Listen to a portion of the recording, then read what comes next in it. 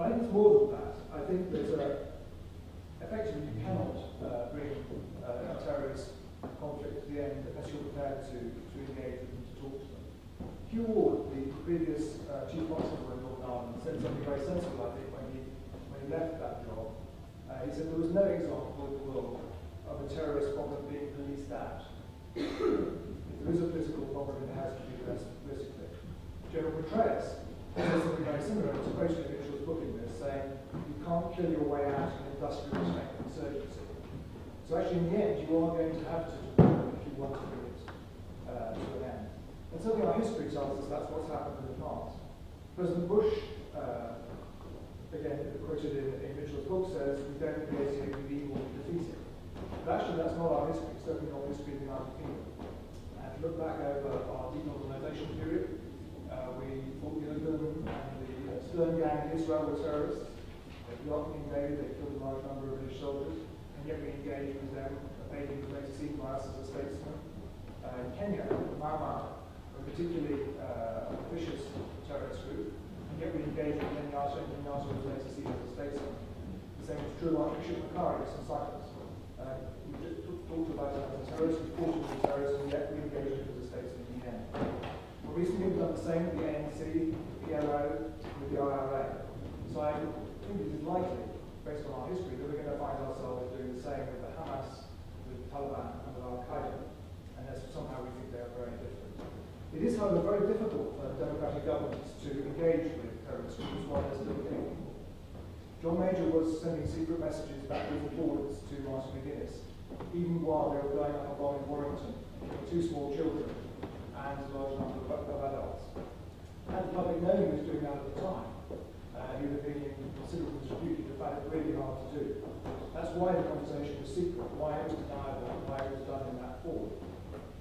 Interestingly, they thought when it was revealed there'd be in terrible trouble when the IRA campaign leaked the correspondence. I remember Paddy Mayhew being desperately worried as he went to the House of Commons he would be attacked and forced to resign over the correspondence with the IRA. In fact, what he had done was welcomed by both sides, welcomed by the Labour benches and welcomed by the Tory benches. People understand why you need to do this. That's not to say that it's not difficult to do even when the violence is stopped, when there's a ceasefire. This is the point that David has written about in the past. It's quite right. There is a moral tightrope for a government in negotiating with terrorists in those circumstances. On the one hand, you don't want to tip them back into another Canary War type attack by mistake.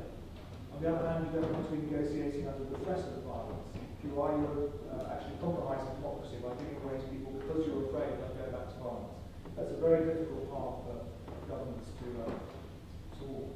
And there's a bigger moral question as well. I certainly didn't want to talk to the IRA when I first went into government.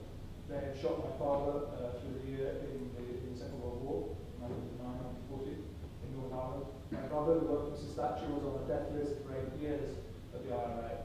When I first met them, I refused to shake hands with Madam McGuinness, what I now regard as a rather childish approach, but I certainly got no warmth towards Republicans at all. However, about a month after our first conversation with Republicans, Martin McGuinness called me up and asked me to come to Derry incognito, not to tell the secure bureaucrats.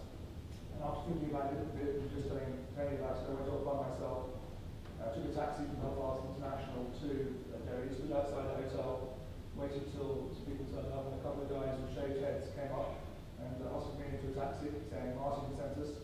They drove me right around the circles in Derry, so I was completely confused about where I was. Chucked me out of the door, and there I knocked on the door of the house I was left at. Martin Pierce appeared at the door on crutches, making a rather inappropriate joke about kneecapping. I had a conversation with him. It didn't actually lead anywhere in particular. But the point was to go onto their territory to try and build trust, to try and see if one could establish a way forward. I had a series of such meetings in different safe houses around West Belfast and Derry. And here's what I'm doing. I interviewed for the radio series I mentioned with the negotiator Rotterdam. He found himself in a similar situation. He never came to the light, the people he was negotiating with Rotterdam. He was ready to negotiate. But he did think it was important to build trust and show that if he promised to do something, he would do it. And that's what we tried to do with Sinn Féin. Of course, there's only so far you can go on building trust. Later in the negotiations, when we were negotiating in a monastery in West Belfast, we had to stay late. And the monks very kindly prepared us dinner in the refectory. And I was very worried I was going to miss my plane, so I kept looking at my watch. And the minute hand had come loose and was swinging backwards and forwards, so I kept looking at it like this. And Martin McGuinness said to me, "Oh, I've got a watchmaker at the end of my street, why don't you give it to me and I'll get it fixed?" And I said, "No, could you take it to proper, please, it'll be fine." But he insisted, he took it away, and he gave it back to me a few weeks later when we met at these castle negotiations. And I, of course, had to give it to the security authorities to check for bombs or trackers or bugs. And they managed to break it in his hand again and get it fixed. So there was a limit to it, to what you can do with trust. What I would argue, though, is that talking to terrorists is not appeasement, as some are suggesting, including President Bush. If you think about Munich, the problem with Munich was not talking to Hitler. Talking to Hitler was a sensible thing to do. Thinking you could agree with Hitler to buy him off with Mark Czechoslovakia was a mistake that was made. So you can talk to terrorists, but what you don't want to do is agree with them. You don't want to give them what they want. And the point that's sometimes missed when people think about the IRA and the Northern Ireland peace negotiations was what they were demanding was a united Ireland. And we didn't concede the united Ireland under the threat, of course. We managed to persuade them to think about other things that they wanted rather than that. So in my view, as long as you stick to what your principles are, you've got a clear idea what your bottom line is. In our case, it was consent in Northern Ireland, then you're not going to be guilty of appeasement. So that's where I think Mitchell and I would agree. Mitchell says in his book that you shouldn't always be ready to talk to terrorists. Sometimes you shouldn't, and that's where I think I disagree. Mitchell quotes the point, the counterinsurgency manual of the US Army and Marines, saying that sometimes you simply have to kill or capture all of the terrorists rather than talking to them.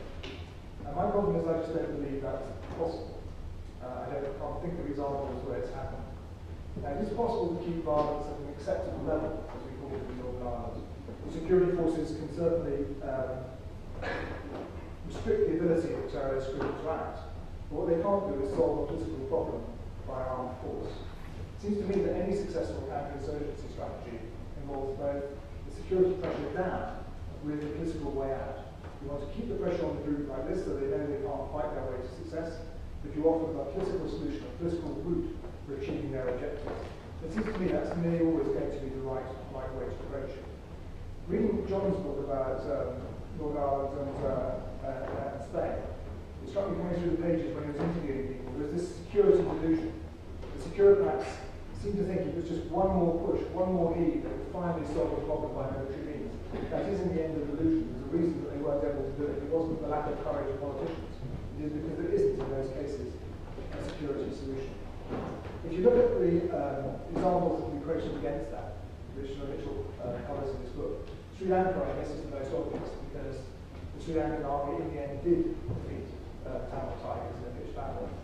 I don't really think that's actually a relevant example to this discussion for two reasons. The first is Barbara Khan was clearly certifiably insane, but he was certifiably insane to try and fight a conventional army in a conventional campaign for guerrilla movement. It's not going to work. Had he carried on with the guerrilla campaign, they would never have been able to defeat him. He decided to approach it in a particular way. And secondly, because I believe Sri Lanka is not over, that if the government doesn't make some gestures towards the Tamil minority, some way of accepting their legitimate concerns about their representation, this conflict will not be over. I feel we'll be back to where we started. So I don't believe Sri Lanka actually proves the opposite at all. There are more difficult cases, my argument, which Mitchell doesn't touch on, like Father Meinhof and Brigati Rossi and the weathermen in the United States. They're a group that no one talks to, no one tries to negotiate with, and did go away. But I would argue they're very different sort of terrorist groups than the ones we're talking about. They are very small armed groups that can be dealt with essentially by by police means and by time. But I do think they're very different. Mitchell also talks about ETA in his book, where he thinks that talking was a mistake. I mean, not exactly what you said, broadly that's what your argument is, I think. I don't agree with that either. Again, in John's book, written with Indigo, they conclude that talking with ETA was a mistake, and that it's only going to be solved by security means. It's the sign of the danger of writing a book, as I've experienced too. You write a book and you say it's all over, and it turns out not to be over. Because the last few weeks, as you probably know, have been interesting developments from the point of view of ETA. What we do look is that we are now heading towards some sort of settlement.